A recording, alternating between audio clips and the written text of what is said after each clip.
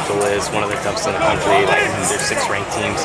Is it something you guys have spent much time talking about as a group, and maybe just the fact that people outside the program are saying maybe they win 3-4 games, maybe it's you're picked 12th in the league. Do you guys discuss that at all? What do you think of that? Not much. I mean, we acknowledge it, obviously. Yeah, we hear people, not talking very highly of us, but I think that's kind of a motivation factor as well. So I think we're really excited going into the season. We're not thinking about it too. We're trying to stay where our feet are, but I think it really is like a motivation thing as well. You talked about the differences that you have in the D-line, the edges and everything. What type of changes, or how flexible do you think it makes this defense in terms of the matchups? Because it seemed like last year toward the end, like it was just, here's our 12, 13 guys that can play right now, and this is what we got to go with. I think our depth this year is way, way better than last year. I think last year guys just got burned out towards the end of the season specifically. And I think guys this year, we just have so much depth on the edges and the interior line that we can just rotate guys fresh. They're just blowing things up. Me and Tackett are triggering stuff. So I just think having that depth is going to be so important this year, and I'm happy we have that this year.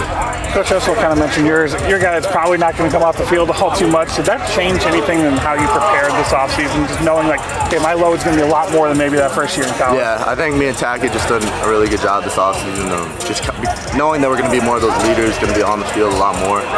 So just stepping up in that big role, getting our conditioning up, pushing others as well. To kind of like the high tides raise all ships. So just that kind of thing is good to have. Is Cooper a guy you feel could help your defense this year if needed? I think so. I think that kid can play some ball. I think he'll be out there for sure. I don't know, maybe not earlier in the season, but I think he will eventually get some playing time because that kid just has some natural instinct to him to fly to the ball, along with Posa as well. But yeah. Touch on a little bit, but obviously he might not have ideal measurables in terms of height, length, and that kind of stuff. What do you think's just allowed him to, have the success he's had early here in fall camp?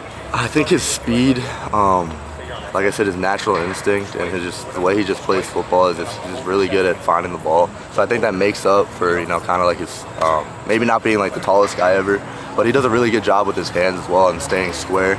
A lot of guys, especially freshmen, they move their heads like sideline on sideline. He does a really good job staying square in the box and squaring things up, which will help him get on the field early. Tommy was just talking about the transition he's going through from being on the outside to move back off the ball. What have you seen from him in terms of how he studies or goes about things off the field to get ready to play? Yeah, he's a great player. He's also very smart. They moved him, like you said, he started on the edge.